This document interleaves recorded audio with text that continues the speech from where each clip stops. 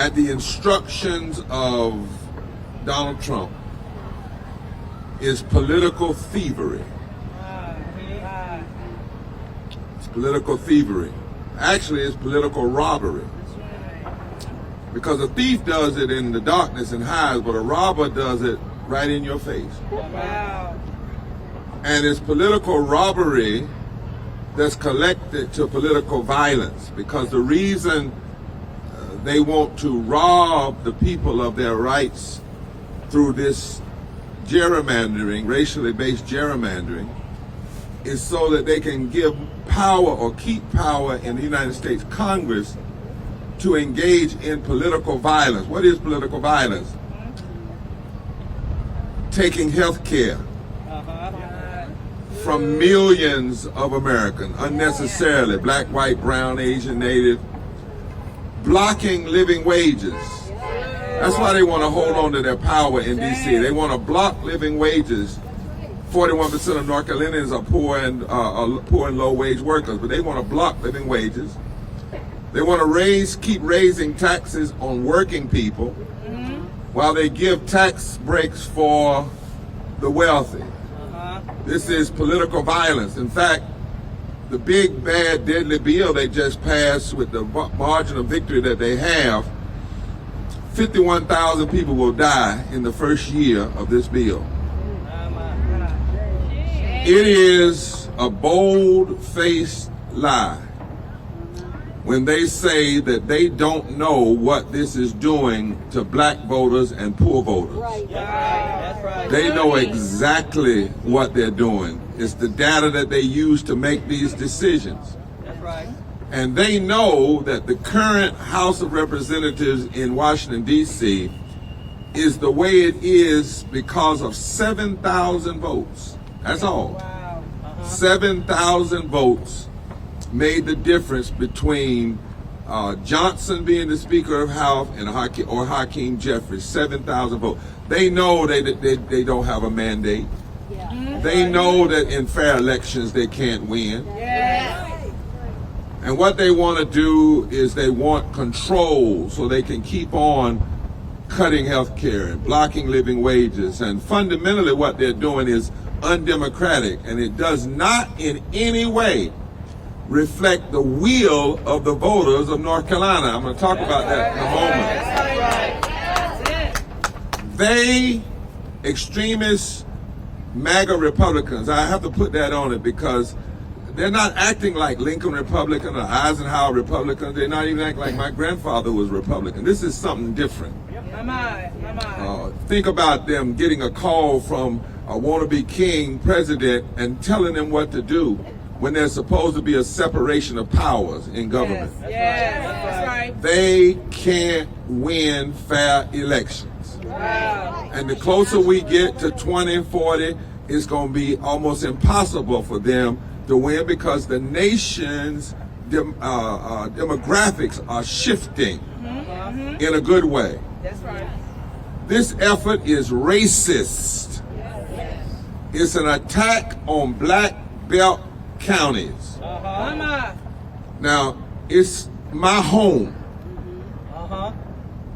my counties, my people, the tobacco fields that I worked in, the peanut fields that I chopped in. I come from the poor and white and native people of Eastern North Carolina. All of their blood runs through me. My cousins are black and white and Tuscaroran. And for Dana Hall to say he's doing this for Trump, Trump never primed tobacco in Eastern North Carolina. Trump never chopped peanuts in Eastern North Carolina. Trump never cut wood for wood heaters. Trump never fought just to have a district. Trump never fought to integrate schools. Trump never was forced to go, like us from Eastern North Carolina, to underfunded schools. I did. My parents did. My grandparents did. And I just have to have a personal moment here and say, on their graves, we are going to fight this. This kind of attack is about the only thing that could get me really back and pushing at 63 on the front line with the pain I have in my body. So we're going to battle. We're going to battle, not me, we. I want the media to know, and then I want to actually talk about this, what they've done. We will litigate. Number two, we will begin next week at what will be regular mass meetings all over the East, bringing all people together of every race, creed, and color. November the 2nd, 5 o'clock, St. James Christian Church in Wilson, North Carolina, 1739 Martin Luther King Jr. Parkway, where the pastor is the Reverend Dr. Della Owens Barber, and we will announce during that mass meeting and reveal our legal action. All right. And the lawyers are here to talk about that and take questions from the media. We will, number 4, have massive nonpartisan voter turnout. Yes. Next, some of us will also join C4 organizations that can call names and endorse and tell where these state legislators really stood on the issue. All right. Next, if it is necessary, we will engage in forms of non-violent civil disobedience, as we did to dramatize how wrong and unconstitutional and immoral what they did in 2013 was. We intend to use every non-violent method at our disposal. And then I want to announce today that we will begin today plans for a massive moral march on Raleigh in February 2014, when they were doing similar things. We put nearly 100,000 people in the street. We will begin today calling for thousands and thousands of people from the mountains to the coast. The second weekend in February to begin on that day a massive mobilization of people to exercise their vote. The truth is, we need to call on 75 to 80% of black voters and poor and low-wage voters to turn out like never before. This is a direct attack on the state's black belt district and marginalized communities. Now, why are we going to battle like this? Why do you see young folk out here today and older people, and some with gray hairs and some with canes and some without them? Why is it? Why are you looking at black and white and brown people standing out here on this grass today? Congress election 2026 is the midterm. Destin Hall, the speaker, was very clear. His name is Destin, right? Very clear. Is that his name, Destin? I want to make sure I pronounce it right. But he was clear about his intentions to draw another Republican seat at the request of the president. If I wasn't a preacher, I'd say, what the hell? They claim they believe in states' rights. That's not states' rights. That's presidential federalism. That's right. Here's what he said. President Trump earned a clear mandate. That's a lie. We're going to talk about that in a minute. From the voters of North Carolina and the rest of the country. That's not true. And we intend to defend it by drawing an additional Republican congressional seat. Now, members of the media, they are trying to make you think that this is partisan, but they know it's racial. That's right. They know it's racial. The data that they have is racial, and they're trying to cover it under partisanism. It's no accident that they are doing this at the same moment when an annual American Values Survey says 56% of Americans, 2/3 of independents, say that they see Trump as a dangerous dictator. It's no accident that they're doing this after 7 million Americans took to the streets past weekend to say no kings. It's no accident that they are scrambling to consolidate power as millions of Americans are about to lose health care because of the big, ugly, deadly, destructive bill. It is no accident that they would pass these maps and go home and not even do the budget. Because they don't want North Carolina to see why they really want power, and that is to be an arm of the billionaires and the greedy. They want to control power. It's undemocratic. It started, however, in 2010. This is a story I want us to all hear. President Trump only won North Carolina's electoral vote by a margin of 51 to 48. That's not a massive mandate. It was almost a 50-50 split. It was 183,000 votes, but there were over 1.2 million voters in North Carolina that did not even vote. What you see now started in 2010 when they first decided to try to use a Republican majority to take over the House and the Senate and the Congress representation through redistricting, because the governor cannot veto it. And they passed a map in 2010 that should have been stopped by the U.S. Justice Department and wasn't. And later on, we beat them in court. Think about that. We beat them in court. And when the courts won in 2022 and there were fairer maps, the election turned out 7-7 for the Congressional House. 7 Democrats with fair maps. We know that the court said about the things they did in 2010 and 2013, it was surgical racism with surgical precision. In the 2024 statewide race for the North Carolina Supreme Court Justice, it came down to a margin of 734 votes out of the millions that were cast. And that one loss allowed the now partisan court. Our courts used to not be partisan. We got to make sure we understand what's really going on here. Now they're partisan. And they use that one vote partisan to overturn the decision that the courts had already made about the racially drawn maps. As recent as I said in 2022, the congressional delegation was split 7-7.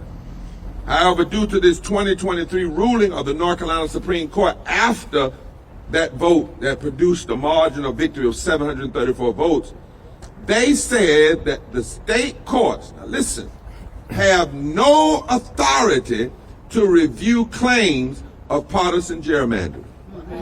That's why they keep saying it's partisan. Because they made a ruling. The ruling is not true. There's nothing in the Constitution that says that. I read it again this morning. In the Section 6 about election, it doesn't say what they're saying. The preamble doesn't say what they're saying. Article 1 doesn't say what they're saying. They're just saying what they're saying, hoping that the media won't do a deep dive and tell everybody else that they're lying. And so they said that the courts of the state, the Supreme Court, with this 1-vote margin, 2-vote margin, had free reign as long as it's partisan. That's why they won't say anything about race. But you don't just judge something as being racist if the person uses the term black or brown or Asian or native or a worse word. You look at the impact. And what they have done will directly impact the black belt of North Carolina. Republicans are now seeking to obtain an 11-3 majority because they can't win any other way by cheating. That would mean that nearly 80% of North Carolina's U.S. House seats would be held by Republicans, which does not reflect the will of the voters of this state.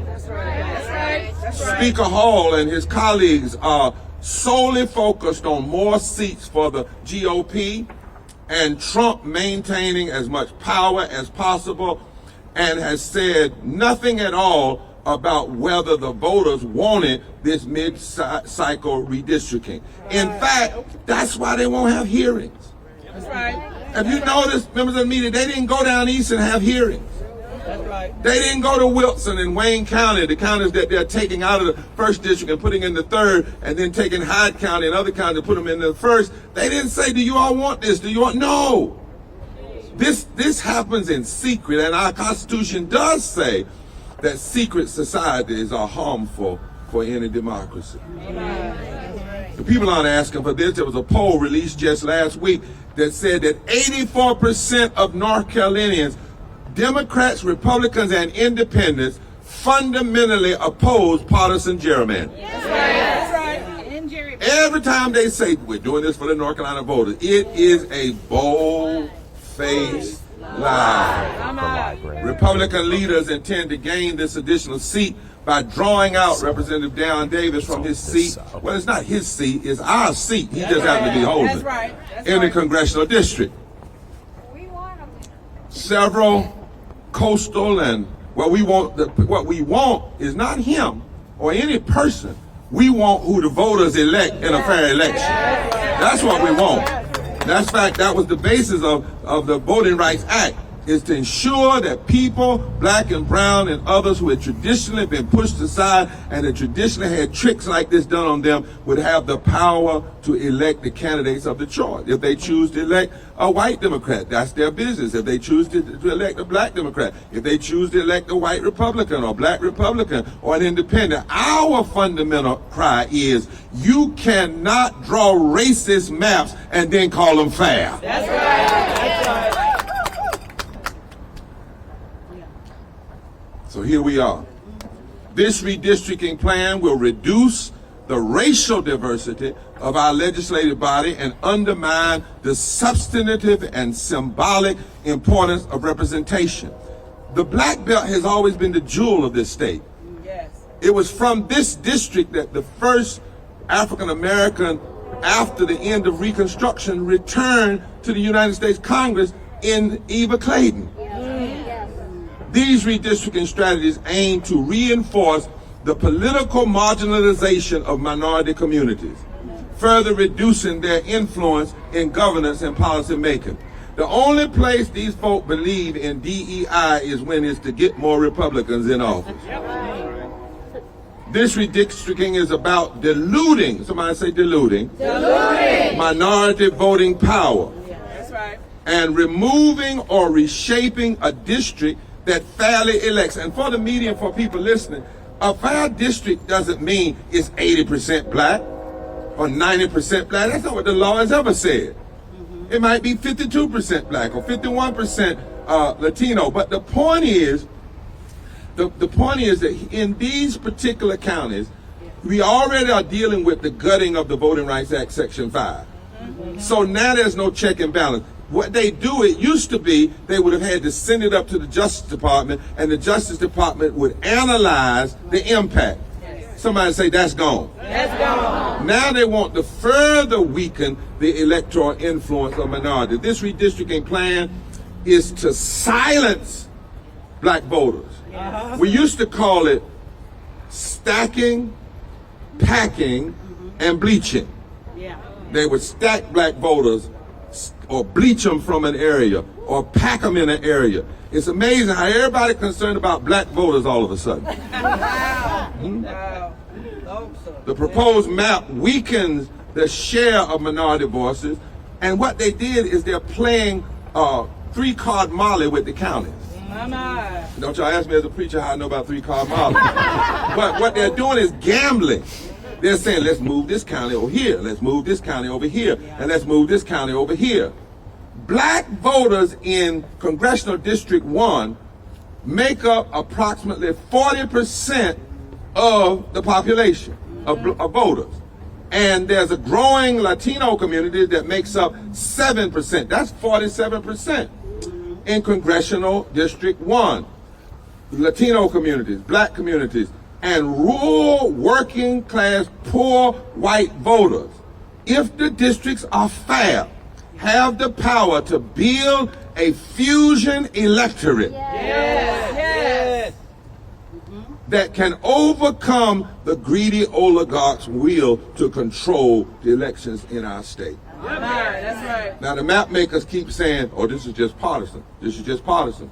But North Carolina has a long history of racial gerrymandering, and not just with them, with Republicans either. We established this on the record, the North Carolina NAACP, when I was president versus McCoy, and we won all the way to the Supreme Court. That though every day they said they were only doing it for partisan, when the courts looked at it, they said it was racism with surgical intent.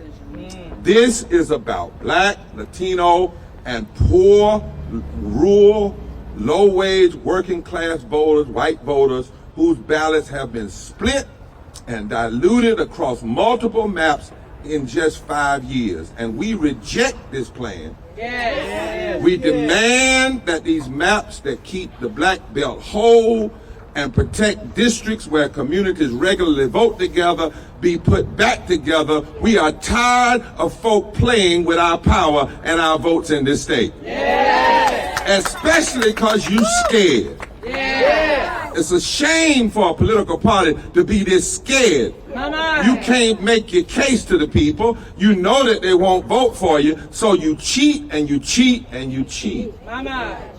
Too many regions have seen their voices diluted and dismissed and flat out denied repeatedly. Think about all these map changes in the last 10 years, y'all. Since the last 12 years, since 2013. Over and over, they keep going back. That is why the lawyers who are here today are prepared to sue, because we demand transparency, we demand a fair process, and we demand a protection for multiracial coalition. You may want an all-white extremist mega America, but we don't. We want black and white and brown and Asian and Latino together. We celebrate our diversity as a strength. And we don't want to go back to the past. We want to move forward in the future with more unity and more commitment and fairness all the way. That's why this is wrong under our state constitution. I want to call on the media to put copies of that constitution on your news shows and show the people that the Constitution doesn't say anything about what they're doing. Yes. It's wrong under the federal Constitution. This is not equal protection under the law, and we must make sure the record is clear. We must also be clear about the political reality of this authoritarian moment. These people who claim to be our representatives are doing this even though they know it's illegal. All they're doing is doing it because they've got the power to do it. They're doing it all because they're afraid. They're doing it because they understand how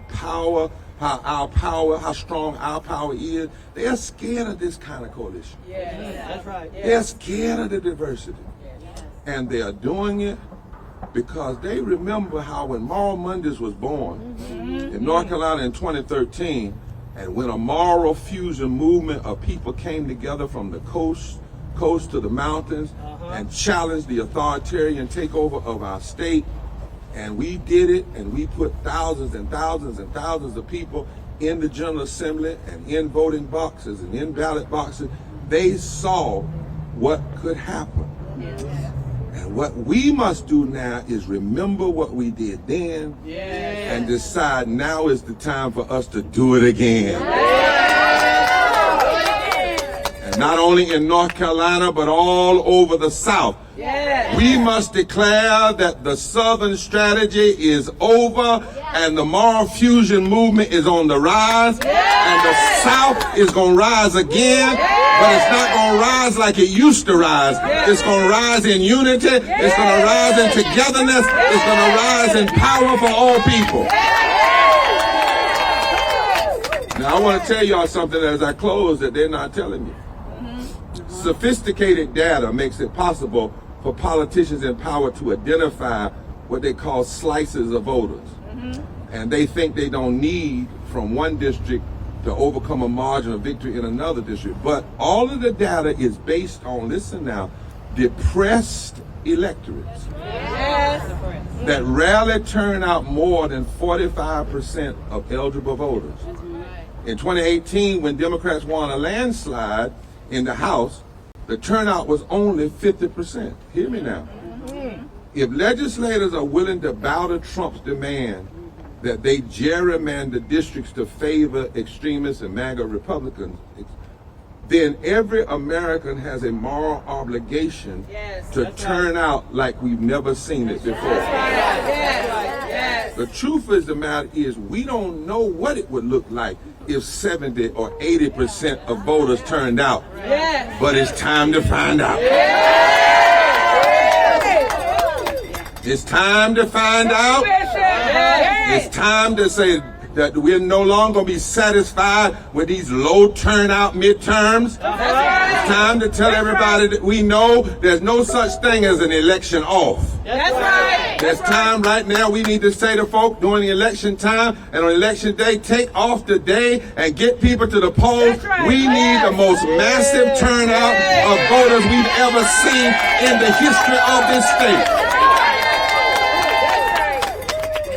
In fact, there's some posters that are calling this dummy manda because they've looked at the numbers and they say that if folk are drunk enough on power to think they can gerrymander one more seat, then we got to be organized enough to turn this into dummy manda. And dummy manda says, like we used to say down in the East and they used to say in the mountains, don't poke the bear and wake him up. All right. Because if you poke him and wake him up, you got trouble on your hands. Well, somebody needs to announce, we are, you thought you were afraid of woke. We are sure enough woke now. Black and white and brown together.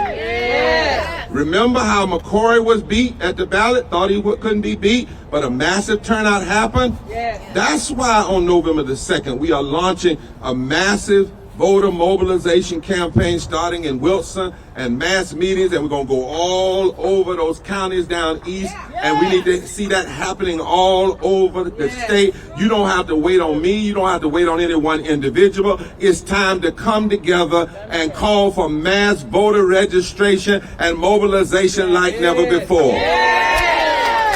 We want the lines to be as long as they were in South Africa when South Africans first got right. It's time.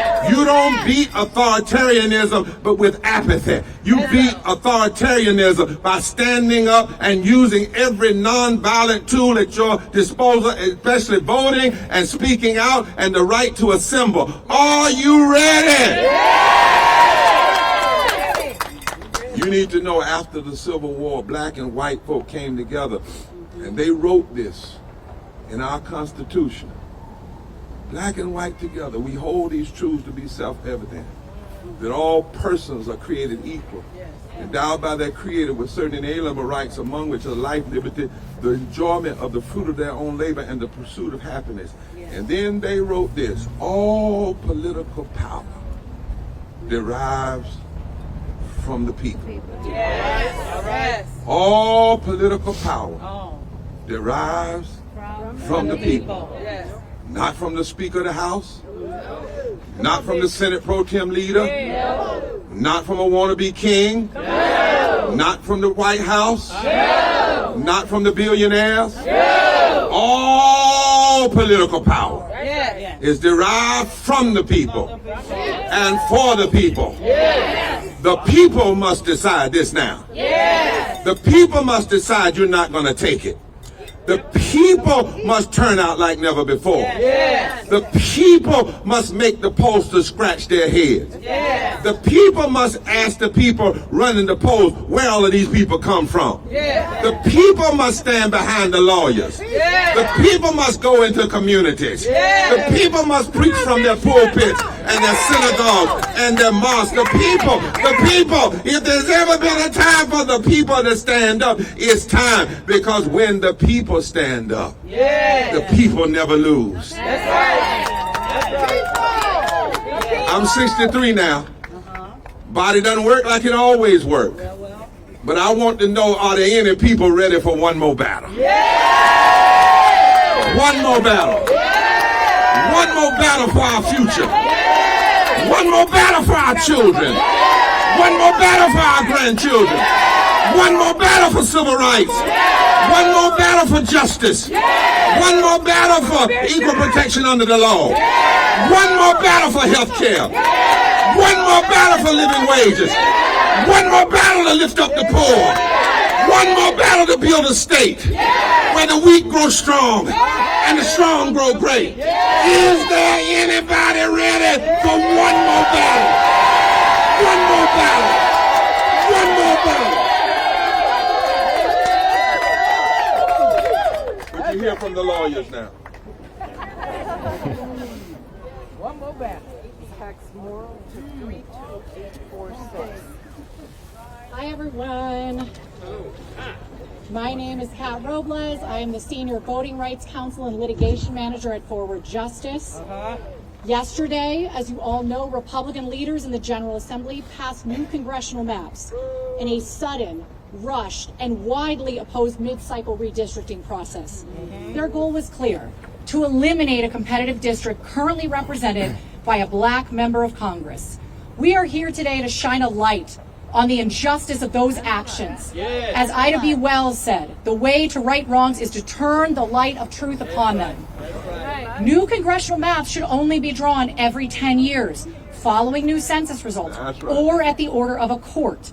However, the leaders in this state had no qualms about redrawing maps for the 5th time in 4 years, simply to, quote, protect President Trump's agenda.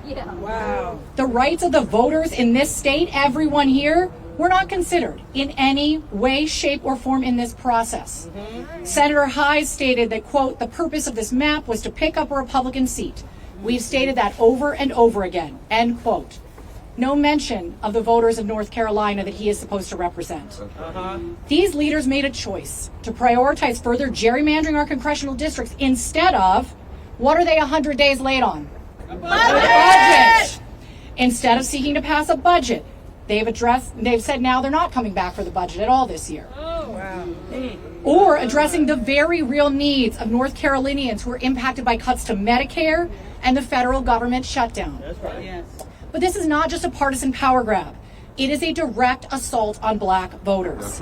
These maps will erode the voting rights advances achieved over decades in the Black Belt region.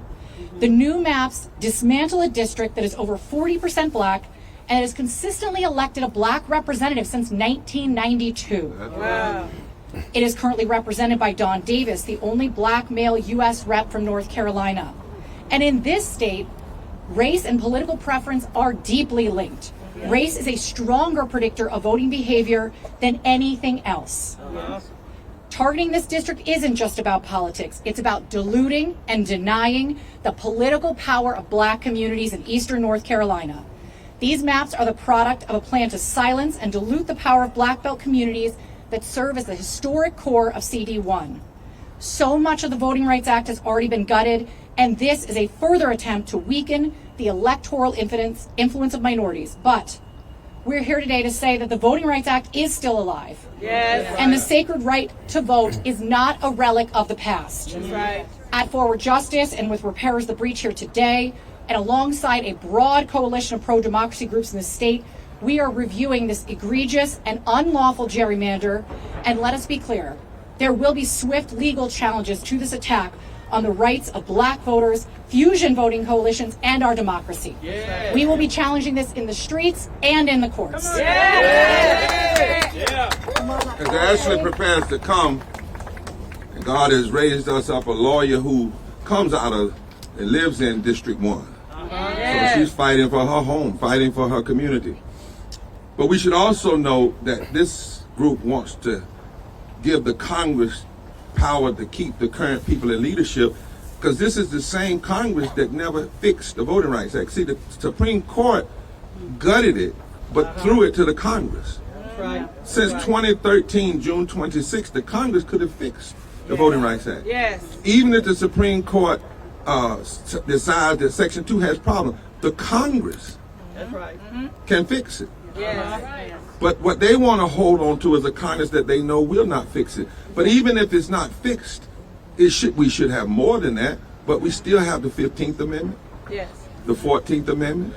We still have the right to cut new legal ground. The thing we don't have the right to do, I believe, is sit down and just take it. That's right. And act as though nothing can be done. So we fight in the litigation. We fight with organization, protest mobilization, and voter participation. And we will fight in all ways possible. Ashley, come on as someone who's from that district.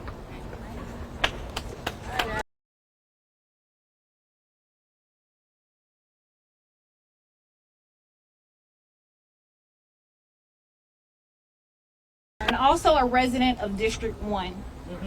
District 1 has elected a black representative for decades, and the people of District 1 have chosen Don Davis as their representative. Representative Davis was elected through the power of the people. Our legislature has used many tactics in recent years to suppress the vote and reduce the power of the people to elect representatives of their choices. This includes the recent requirement of voter ID, attempts to shorten early voting, attempts to restrict who can do voter registration, attacks on absentee ballots, and now our most recent, the gerrymander attack on D1 voters. This most likely will not be the last attempt to silence voters, especially black voters across the state. Though this devastating attack had intentions of silencing us, we are not going to sit back. That's right. That's right. We are going to fight back. Yes. As lawyers, we will be reviewing this unlawful gerrymander to determine what is next as far as legal challenges on behalf of our clients, including Bishop Barber and repairers of the breach, who are leading the charge to fight back. Yes. And you as voters can continue to use your people power as you have all week. I have seen so many of you showing up to speak up against this General Assembly and submitting over 10,000 public comments against these maps. Can we give that people power? For those who do not live in District 1, you have people power, and we need your help too. That's right. Make sure you are telling your folks across the state what this legislature is doing to your brothers and sisters in the East. Yes. Participating in public comments, contacting your representatives, showing up at protests, using your voice on social media. Yes. We are going to show that you cannot sway us. That's right. You cannot deter us from shining a light on these unlawful actions. Speaking up and challenging this is what we have to do to show our people power. That's right. Thank you. Forward together. Now, just before we take questions from the media, I think it was Howard Thurman who said there are times when you judge your power by the level and the consistency of your enemy's attack. All right now. And by enemies, I don't mean enemies in terms of human. And as a Christian preacher, I still believe even people I disagree with, people who hurt me, want to hate me, are still creations of God. But public policy can be an enemy. And when people pass policies that are violent and hurt people and steal power, that is a form of sin, that is a form of wrong, that is a form of meanness. Now, I want to make sure, how many of you are going to call somebody or try to be there on November the 2nd for this mass meeting? We need a massive, and let me say to folk down east, I'm gonna let my wife tell that, but we need to have a massive turnout. It needs to be very diverse. Folk down east that hear this, you must turn out now. We're doing it in Wilson because that's one of the counties they are taking from. See, they're trying to take Wilson out of the first, and Wayne County, taking Wilson and Wayne, and it's all this just un-American. Un-American. It's so un-American. It is so wrong. It's so immoral. There's nothing anywhere in any of the constitutions that say, and as she just said, you're supposed to do this every 10 years. Not every time you feel like doing it, because you just want to cheat. And so I'm going to ask Reverend Dr. William Barber, she will come and give us an official welcome. I also want to let you know, for me, I'm also part now of SAM, Save America Movement. It's C4 and very clear. When I need to call a name, I'm going to do it under that auspices of SAM, when they need, because we're in a season now. You know, the long time, I didn't call names, I was nonpartisan, and I still am, and I believe moral movements have to be nonpartisan. But when you're dealing with authoritarianism, there are times that you have to be very clear who you're talking about. You got to give the people a certain sound, Hannah, not just any sound, but the trumpet has to give a certain sound. And so we want to be very clear. So I want to ask her, then I want to ask Reverend Dr. Hannah Broom if she would come and close us out in a unity way afterwards. And then the grannies are here. And I think they ought to sing us out of here and sing us forward. But first, let me see, are there any questions from members of the media? Yes, sir. Yeah, I got your a name and who you are. Sean Gallagher, WRAL. Got a question for either Kat or Ashley, if one of you guys want to hop up there. But you know, you drew the similarities between party and race. There's a number of other titles that can be associated with race. How do you plan to fight this in court, whether it's actual race data that they say they're not using, or if they use socioeconomic, education, or literally just the history of knowing the black belt? Before that she comes, I'm a part-time lawyer. Okay. And one of the things I'm going to tell you, we're not going to deliver our legal strategy because they would be listening and trying. But let me just say to you, you remember in 2013, they said that this wasn't race. They never used the N-word in those committee meetings. They were very careful. But when we looked at which parts of voting participation rules they chose to target, it was interesting that all of them were the ones that mostly allowed minorities to participate. If you know what racism smells like and looks like, a person can actually call you black, but you know when they're calling you the N-word. Because you don't judge it by the words of their mouth, you judge it by the action of their policies. So that's one of the reasons that's why we know for a fact that this is race driven. And they've been after this district for a long time. Now they'll let them talk, but I'm sure they're not gonna give all the strategy out. No, we won't. That's right. And I know Reverend Barber said earlier, we are going to announce more details at the event in Wilson on November 2nd. But I do want to echo that just because something is facially neutral, that doesn't mean that it was not done with a racial intent or has a racial impact. We've seen that in everything Ashley listed, whether it was the voter ID or cuts to early voting. We see that there is an intention. The voter ID laws were done with surgical precision. It is not an accident that they chose CD1, That's right. that they chose the black belt. There are other districts. They chose this one for a reason, and we believe it's an attack on black voters. That's right. And we're going to make that case. Others may want to argue on the partisan piece. That's fine. That's great. We support that too. But we have to make this case. And we have to make, as she said, there are a lot of ways of looking at it and looking at the impact. And I'm glad you asked that question, because we live in a time where people say, well, this is not exactly like it was when the signs were up. The truth of the matter is, that's a good point, but here's what we also know. Every state after 1965 that was under the Voting Rights Act and had to be pre-cleared could have been removed from that status if for 10 years they could just resist passing some voter law that was racist. All they had to do was 10 years. And none of them could do it. None of them could do it. And we have our ways of unearthing that and looking at it through the lens of the Constitution. But also remember, this is not equal protection under the law. This doesn't fit. Read, I want to encourage everybody. I challenge you. I challenge you as a jackleg lawyer. Go find anything that they have done in our state constitution. And that's what they're supposed to be operating on. They're not supposed to just be going off on their own. They swear That's right. That's to right. uphold That's right. and protect and defend the state constitution and the federal constitution. Nothing that they're doing. They don't have license. There's nothing in the Constitution that says, wherever you feel like it, just start redistricting. And go to the district that was predominantly black, where 40% of black folk, and make sure you break it up into little pieces. And do that, and then, and by the way, do it when, there's nothing in the Constitution that says, and when the president tells you to do it, you do it.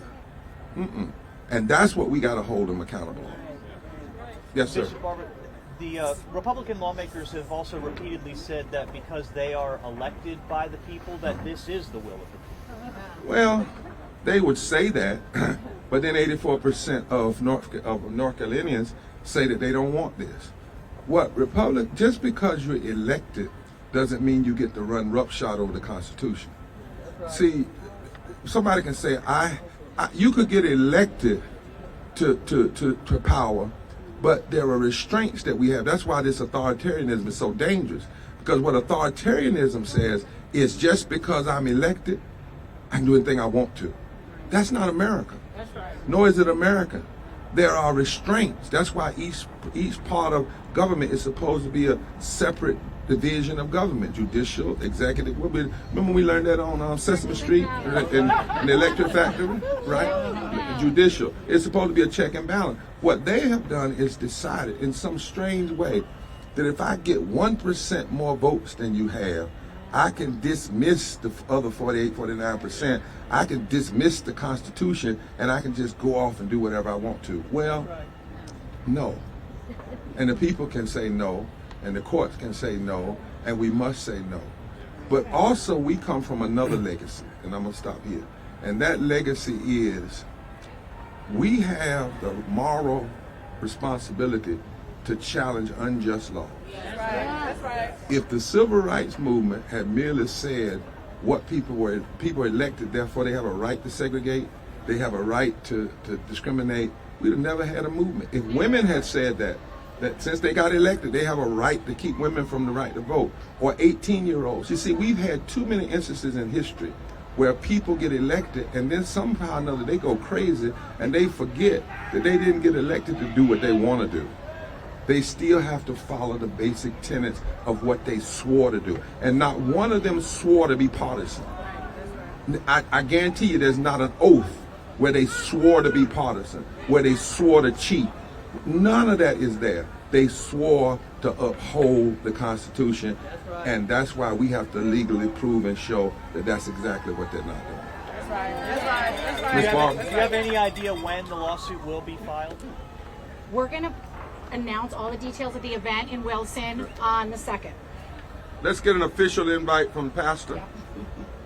Good afternoon. I'm Reverend Dr. Della Owens Barber, and I am here today to invite repairers of the breach and other organizations to our congregation at our sanctuary at 1739 Martin Luther King Jr. Parkway in the city of Wilson. This is directly impacting the congregation that I serve and the community in which we serve. And so this is, as you see one of the signs, District 1 is our Edmund Pettis Bridge moment. So we invite all of you that are here, those who are listening, to come again to St. James Christian Church, Disciples of Christ. We're located at 1739 Martin Luther King Jr. Parkway in the city of Wilson. That'll be on November the 2nd at 5 p.m. Again, Sunday, November the 2nd at 5 p.m. Amen. Would you all mind, I got up this morning at 6 o'clock, we did and flew in from Connecticut. Would you all mind if I get off my legs a little bit? We're going to leave this with Hannah, and we'll see y'all on the 2nd, and wherever people are standing for right, if we're not there in person, we're going to be there in spirit. Make sure the grannies sing us out of here. Yes, sir. All right. Blessings to you all. Our closing words: source of life, holy by many names. We commit our bodies and ballots to the healing of our people. Friends, policy touches polls. Budgets are moral documents, and ballots decide them. From healthcare to housing, from wages to water, our vote is a life preserver for those tossed by policy storms. Stand with the harmed, organize with precision, and show up at the polls as if someone's dialysis, daycare, and dignity depend on it, because they do. Go with clarity, courage, and compassion. Vote to live and help others live by your vote. Where decrees rob the poor, make us repairers. Where spirits are crushed, anoint us again to proclaim good news to the poor and liberty to the bruised. Let our voting protect elders. Let our voting feed children. Let our voting shelter families. And let our voting welcome the immigrants. Strengthen the weary, steady the hopeful, and send us all out to make life possible for one and for all. We say amen, amen, ashe, and let it be so. Yeah. The grannies, come on and get us out of here.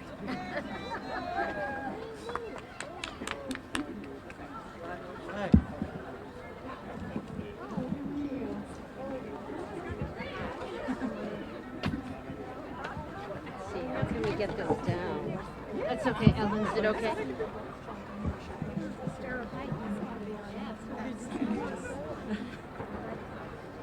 Okay, we're the Triangle Raging Grannies. Vicki wrote this song years ago, but it's still good today.